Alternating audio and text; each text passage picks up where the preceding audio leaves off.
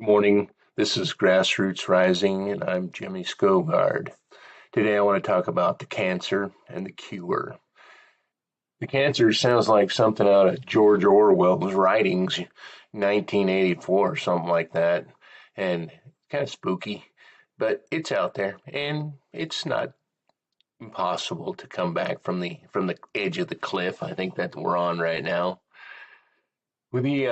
The Republican Party has really put itself in a position. It's kind of like in an all or none, supporting the tribalism, the all of these psychological factors that I've been reading about for the past year.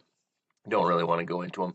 Anyway, the thing that I'm bringing out is that there's something rotten in the state of Denmark. Something rotten in the state of Denmark. I think that was Marcellus in Shakespeare's play.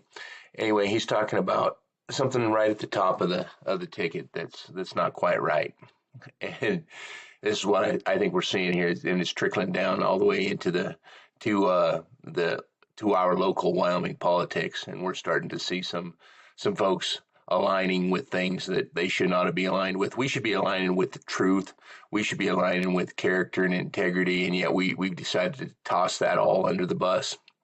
And I thought, why are we doing that? And we go we've kind of gone all in here.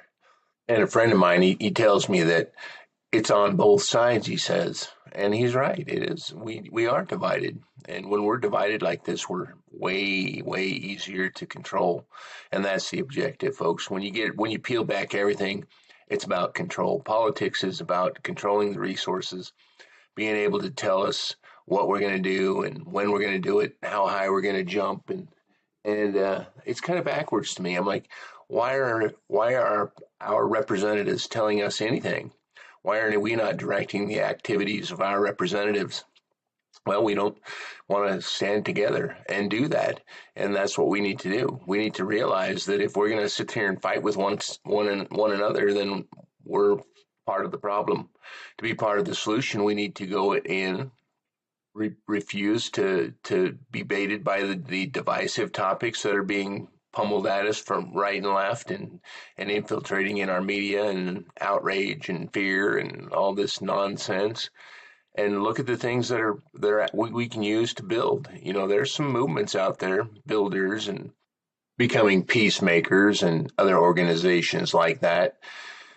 The cancer is division. When we get divided one from another and we can't seem to find common ground, that's the cancer. That's the danger of that we face in our representative democracy right now.